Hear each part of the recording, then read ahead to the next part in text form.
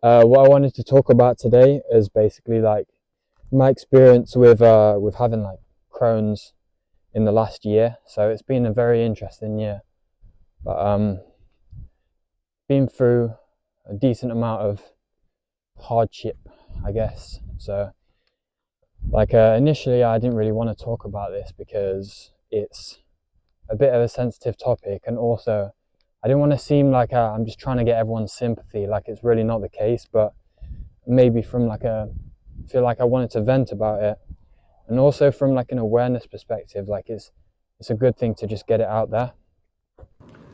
So yeah, I was in Japan last year for a working holiday for 6 months, and initially I was cycling the length of Japan, so I was going from like the bottom to the top. And before that point, I'd had like a bit of a hemorrhoid, but I didn't really think too deeply into it because after like researching about it, it said like it'll just go with time. But yeah, so I had like what I thought was a hemorrhoid. Cycled for 6 weeks, and that sitting on a saddle for 6 weeks definitely doesn't help for anything in that area. But so basically, it got worse and worse over time. And by the time I'd finished with traveling, after maybe 2 months, like I was at the point where I was having to go to the toilet like six times a day, and like 20 to 30 minutes each time, and it was just really painful. There was like blood most times I was going to the toilet. So that happened, and then I got to the point where I was just like, something's not right here. I'm gonna have to go to the doctor about it. But obviously it's in Japan. Like obviously, so I can speak Japanese, but it's still like a whole other thing trying to navigate like a medical system in a different country. There's like a lot of cultural differences, but and the thing with the Japanese medical system is it's like very segmented. So they have like private hospitals, they have like small clinics, they have like public hospitals. So there's all sorts. Whereas like in the UK, it's all very like centralized, and it's a lot it's a lot easier. And a lot of people complain about the NHS, but genuinely like minus delays and the fact that they're like it always takes a long time to actually like get an appointment in or get surgeries or anything. Like it's the system's actually in my eyes a lot better. So it just seems like they're a lot for profit in Japan, or like they don't really care about their patients quite as much, but maybe that's just like my personal experience. So yeah, basically I went to the hospital and they sent me to like a small clinic, and on the way to the clinic I was looking at Google reviews, and it was just saying like one out of 5 stars, and there was loads of complaints about like their bad customer service and how they're really rude there. But I thought, there's literally nowhere else I can go. Don't really know what to do at the moment. So I just went in, told them about my issue, and then like within 5 minutes they were inspecting, and it looked kind of dirty, I can't lie.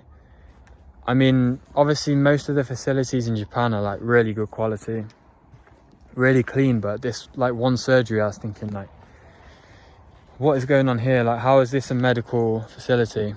But so yeah, basically I'm getting inspected, and he's saying stuff like nani kore, ittai nani kore. So it basically means like, what is this? I've never seen this kind of thing before. So that made me concerned. And also like obviously I can speak Japanese, like I can converse, but he was trying to speak like a broken English to me, and it wasn't really sitting well with me, because it's like, can we just like get this done please? But yeah, anyway, within 5 minutes he's like injecting me with like a painkiller, like an injection in the bum, and I'm thinking like, this can't be right. And obviously he either hadn't waited for it to kick in, or he hadn't injected me with enough of the painkiller, because he started like cutting with a scalpel and doing like a full-on surgery, but I could feel everything, so it was super painful. And essentially, by the way, at that point it'd become really infected, and it was like a piece of infected flesh that was protruding from the anal cavity, so it's like not pleasant. So he basically tried to slice that off with a knife. I don't even know whether it was like sanitary. And then after that it didn't work, so he tried to burn it. And then essentially it was quite a traumatic experience because like it was so painful, like.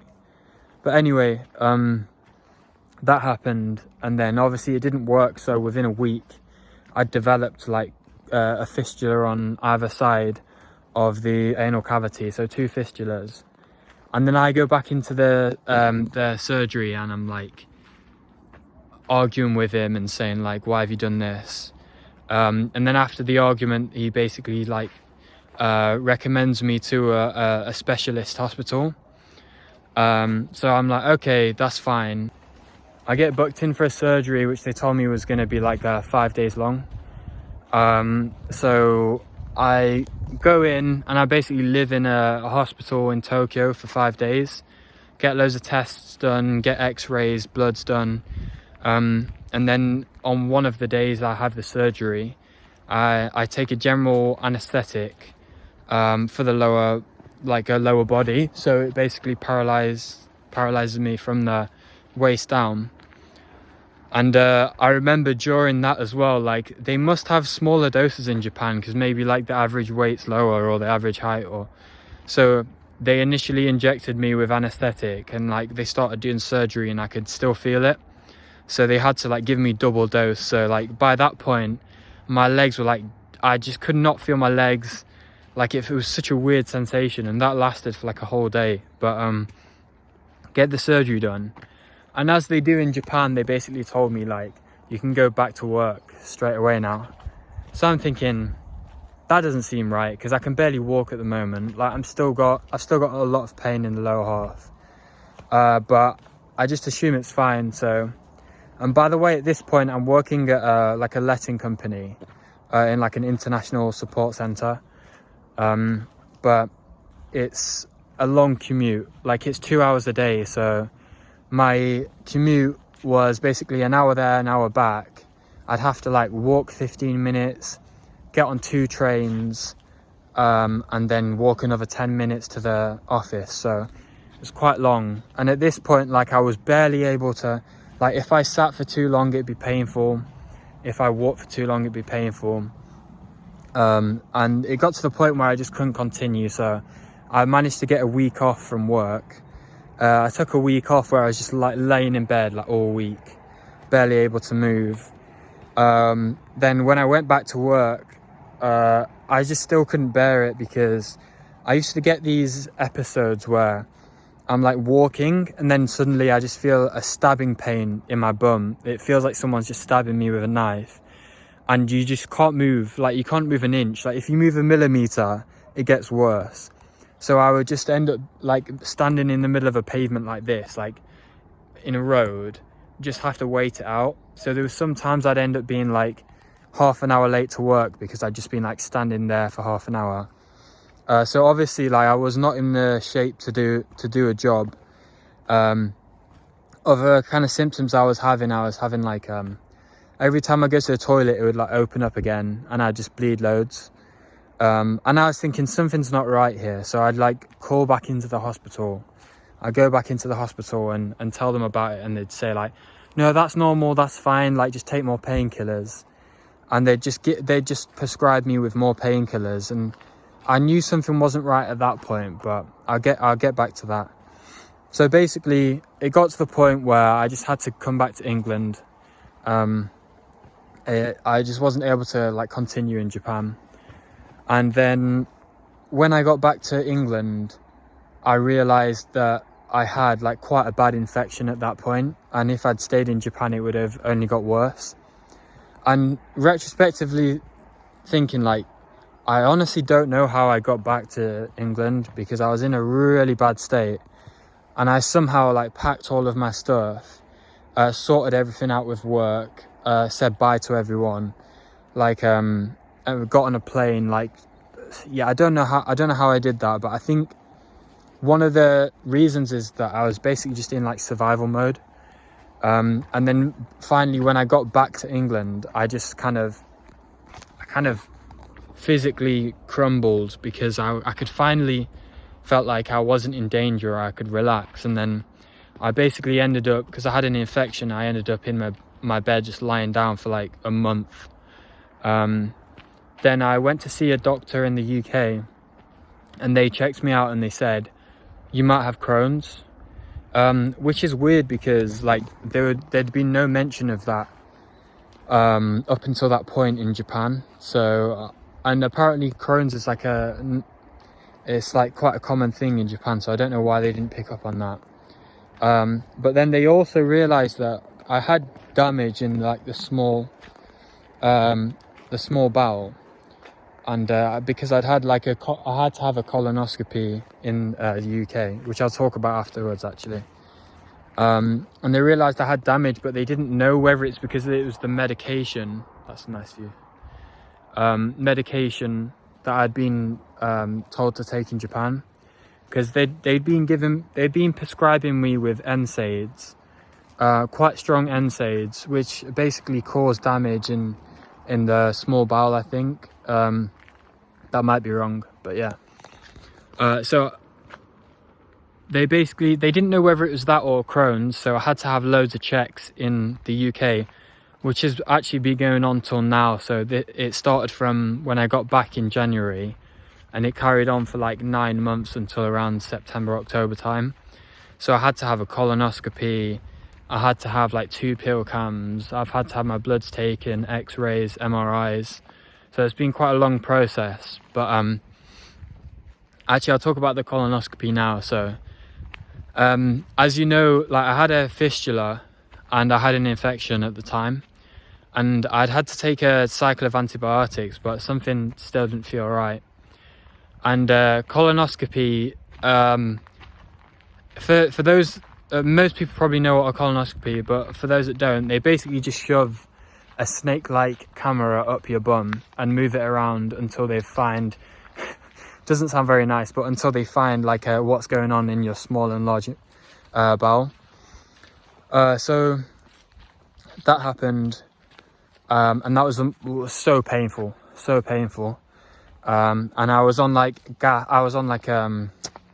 it's basically NOS, but it's like on gas for the pain. I was on all sorts of painkillers and stuff, but like I was still awake, so I could feel the whole thing.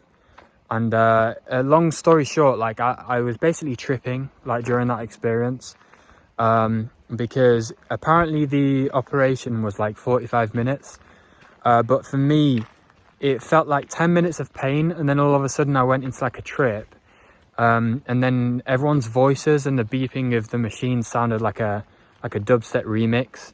And then finally, like when they pulled it out at the end, it just like it was the beat drop, and then it ended, and then they managed to like cart me away. But that was a horrible experience. But so that happened, and they finally found out that I was I had Crohn's, and I knew this from the start because all of the symptoms I had like pointed towards Crohn's. Like I'd been searching it myself for a while. So like for example, stomach aches, I have flare-ups when I eat certain types of food, like if I eat too much carbohydrates, or if I drink beer or certain types of alcohol, then I'll just have really bad stomach aches.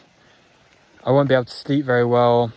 I'll have pains around the fistula and that kind of thing. And when you have flare-ups, you basically have to go to the toilet like several times a day, and it's like your stool will be more of like a mucus type substance, so like a jelly. It just feels like your insides are basically rotting away and everything's like churning. So it's really off-putting. Like it's really hard to concentrate on anything during flare-ups. So that was happening. So I was like, yeah, I'm pretty sure it's Crohn's. But finally, they wanted to check whether it was because of the NSAIDs or whether it is because I actually had Crohn's. But they finally found out, yeah, there's damage still there, must be Crohn's. And then I'll be going on to treatment this week actually, if all goes well. I actually recently got an infection, so they had to delay it by a week. But So that will be 2 like infusion sessions of like infliximab, other medication, essentially, that kind of stuff. But I guess I'm starting to see the light a little bit with that kind of thing. But I also wanted to talk about like one of the reasons I wanted to do this video is because I wanted to talk about my experience and like how it's maybe changed me, and like my thoughts on it. So that will be like the next part of the video. Yeah, so I kind of wanted to talk about how it affected me, and like one of the main things was just like a lack of mobility. And obviously I know a lot of people have it worse than me. Some people, they're paralyzed from the waist down, they have all sorts of issues that are worse than me. But personally, I'd always been someone that did a lot of sport and got a lot of confidence from the sport I did, and just being like physically active, because it brings a lot of benefits, both like mentally and physically. And as you can see now, even though I'm very out of breath, like I'm able to walk. So that's like something that I've been able to start doing recently, that it helps so much. But what I found is like, if there's something you get confidence from on a regular basis that's part of your lifestyle, and it suddenly gets taken from you, you start to stress. Like it's quite a scary experience, I think, because I used to get a lot of confidence from sport, and suddenly if I wasn't able to do anything and I felt physically weak and vulnerable, all of a sudden I found that like that confidence I was gaining just disappeared. And obviously I had to rethink my approach. But one of the things that helped is basically you have to control the controllables and do what you can in that moment. So I used to think like, what can I do now? Like I can't run, I can't do kickboxing, I can't do gym, I can't do anything like that. But I can read, I can learn languages, I can learn to code, like I can do that kind of thing. And if I'm able to do like the mental kind of hobbies and tasks now, when it gets to a point where I can finally do like physical stuff again, I'm gonna have more time to do it, because I'll be like fully satisfied with the point I'm at with everything else. But obviously it's very difficult, because like everyone understands that like exercise brings mental benefits as well. Like it allows you to clear your head, it allows you to concentrate on mental tasks as well. So that was quite a difficult thing. But I think sometimes as well, like you just go through a period in life where you just got to cope, like you just got to hang on. And that's like just as important as periods where everything's going well and you feel like you're in an advantageous position. And it's something that I hadn't really experienced until I basically found out, until I started with a fistula and with Crohn's, because like up until now I'm quite fortunate that I've been like gifted in the way that I never really had to worry about like money, and I've always got like pretty decent grades and been able to do sport to an okay level. So I'd never really had that. So I was a very competitive person, and I took a lot of pride in like being good at things, and a lot of confidence from that. But suddenly when like a challenge that you didn't ask for is like pushed onto you, it's like, how do you react? And I really stressed out, because I wasn't used to being in like a disadvantageous position, like, and fighting against it.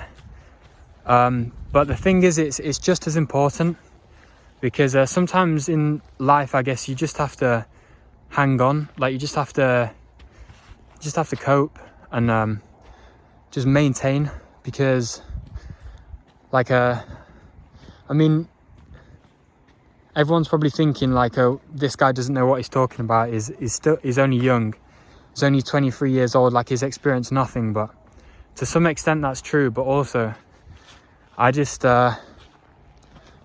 it's something I realized like in the last year. And there's been so many times in the last year where I've been so close to quitting mentally. And but one thing I found hope in was the fact that like you can gain something from these experiences, because often it feels like, take sports for example, like take Muay Thai or kickboxing. You know that the 2 hours of training you put in, you're gonna get out. Like, you're gonna get mental benefits, you're gonna become stronger, you're gonna become more confident. Like, there's so much you can gain from it. But then when it comes to illness, it's just like, you didn't ask for this. Like, it feels like you can't get anything out of it. Like, you just gotta, and it's so much harder as well. It's so much physically harder and mentally harder, because you just gotta cope. Like, you just gotta like grit your teeth and stick it out. So I really struggled at the start, because I was like, I didn't ask for this. Like, I don't wanna do this.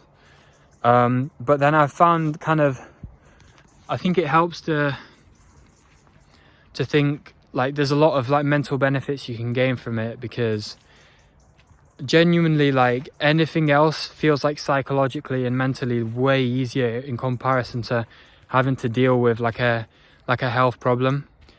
So if you can deal with health issues and you can just basically get through it, then anything else it'll just feel so much easier.